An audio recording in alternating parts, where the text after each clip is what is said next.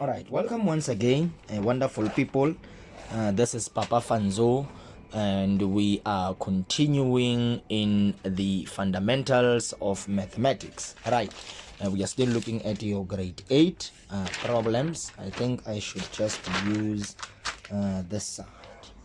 Let me just use this side. So what I want to do, I just want to copy down this problem. This one, P divided by P.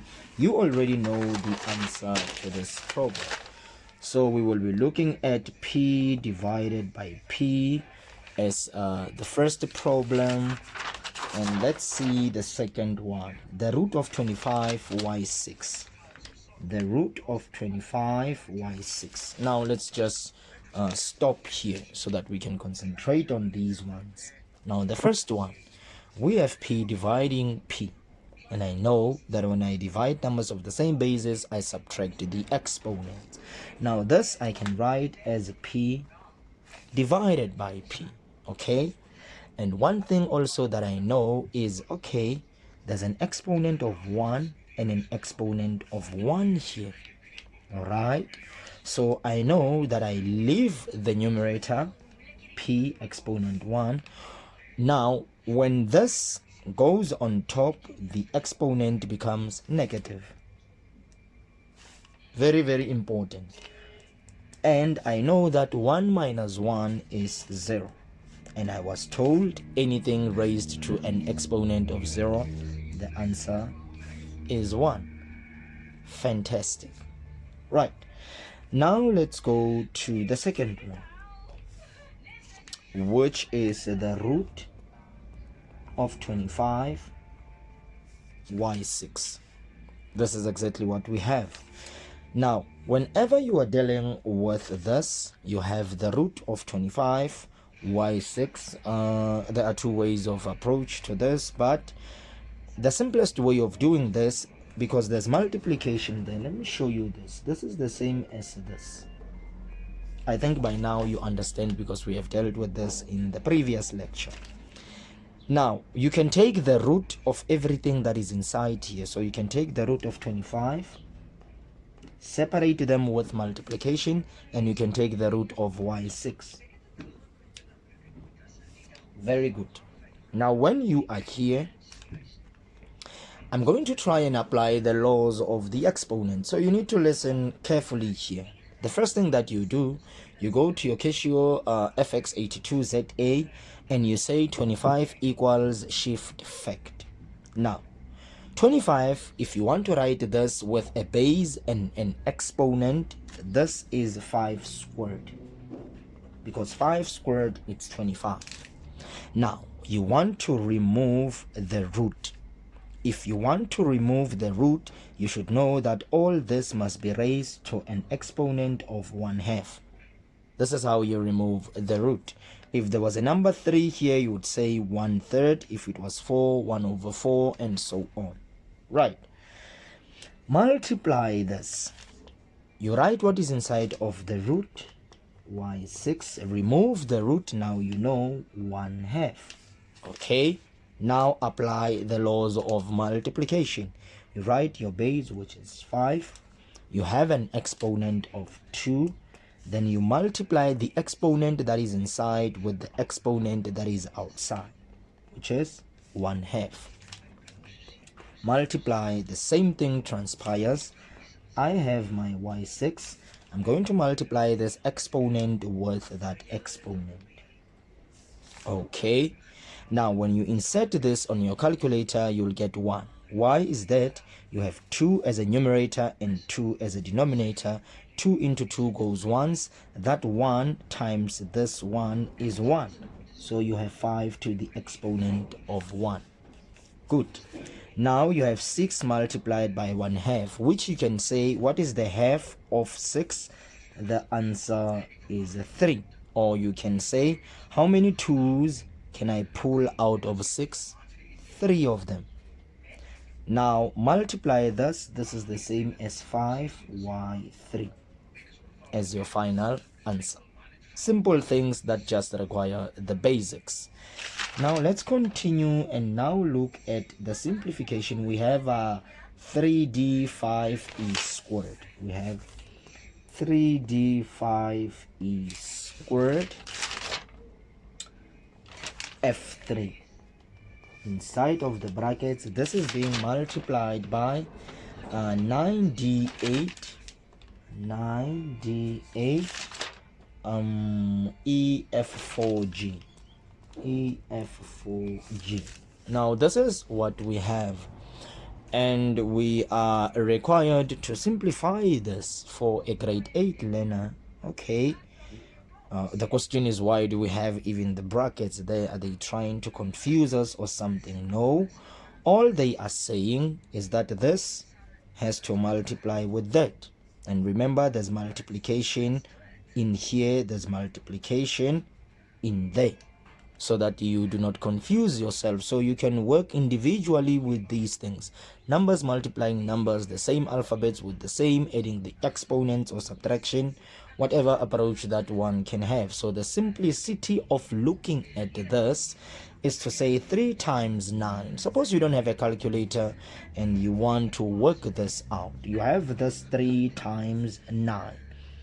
You can say, okay, I have 9s. How many of them? 3 of them. So you can say 9, 9, and 9.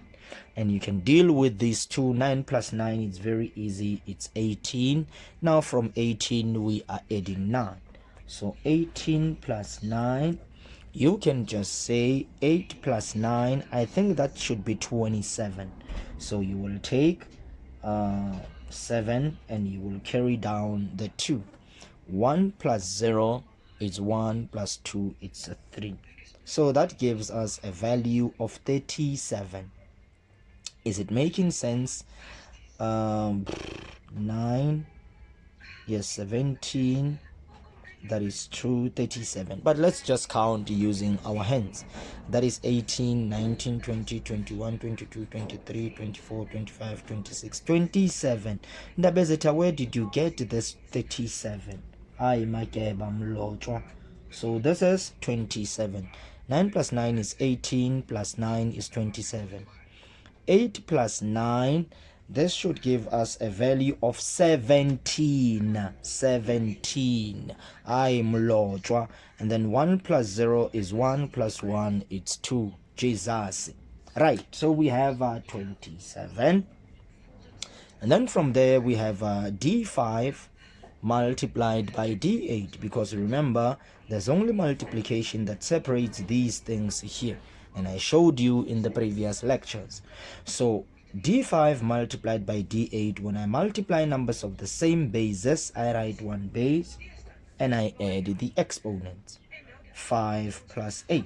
So what could be 5 plus 8? That should be 13. Not making any mistakes now. Right, and then from there, e squared multiplied by e. Remember, the exponent is 1 there. So e squared multiplied by e, I write the alphabet. 2 plus 1 is 3. Now I go to f. F3 multiplied by f4, because there's multiplication in there. I write my f. I say 3 plus 4 is 7. And then I write the alphabet G. It has no partner, so I will just leave it as it is. And this becomes your final answer to the problem. This is exactly how you should solve this. Right. Are there any other problems? Yes, the last one. We have 3x squared. 3x squared. 10y squared. All this is being divided by 12xy4. So this is what we have, and we just have to deal with this. So we are trying to look at the exponents in this.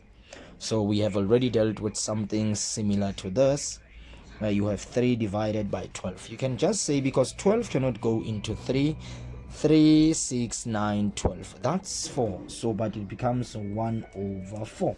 Just insert this on your calculator and you will be fine. Remember, they are separated by multiplication. Very important. I know that when I divide numbers of the same basis, I subtract the exponent. There's a 1 there, for x. I write one base, which is x, and then I will say 2 minus 1, which is 1. Very good. I'll write my base of y. Remember, when I divide, okay. I think there's a mistake that we have done here. Let me not do it in this way. Let me start first by saying, please be careful, there's multiplication there. Remember, there's multiplication, right? So let's say 3 times 10 so that we get 30. Simplifying the numerators first so that we can have 30x squared y squared. Then let's divide by 12xy4. Let's do it in this way first. So in here, you can just go to your calculator, but let me show you this. 30 divided by 12. Let's try to find the numbers that goes into 30 and 12 without leaving a remainder. Let's take, I don't think 4, let's check. 4, 8, 12, 16, 24 will not work. Let's try 2. When I divide both numerator and denominator by 2, 30 divided by 2, it's 15. 12 divided by 2 is 6. Can I simplify this further? 3, 6, 9, 12, 15. Yes, I can divide both numerator and denominator by 3. How many 3's can I pull out of 15? 3, 6, 9, 12, 15. 5. And how many 3 can I pull out of 6? 2. So this simplifies to 5 over 2. So I have my 5 over 2. Now I apply the laws. When I divide numbers of the same bases, I subtract the exponents. I will write one base, and then I will say 2 minus 1 is 1. I will write my base, and I will say 2 minus 4 is minus 2. But I know that the exponent has to always be positive. So look what is happening here. You will say 5 times x, that will be 5x. Divide. You have your 2. Remember, when this goes to the denominator, the exponent becomes positive. And you have an answer of 5x divided by 2y squared. And you are done.